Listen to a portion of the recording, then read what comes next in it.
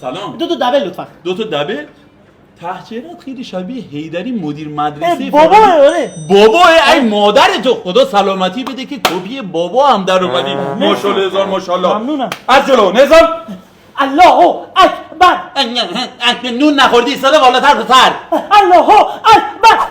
صدا تو هیچ وقت مدیر خودت بالا نبر. خب رضانامه والدین کجاست؟ زاد مصحفه که. رضا نمیخواد کی گفت رضا نمیخواد پسر اون دختری کی داره نگاه می‌کنی با کی اومدی دو تا قهوه می‌خوای دوست دختر هیدری بچه دوست دختر داری نه تو رو خدا زنگ بزن. زنگ بزن خودم درست می‌کنم دست بده خودکار بزنم رو انگشت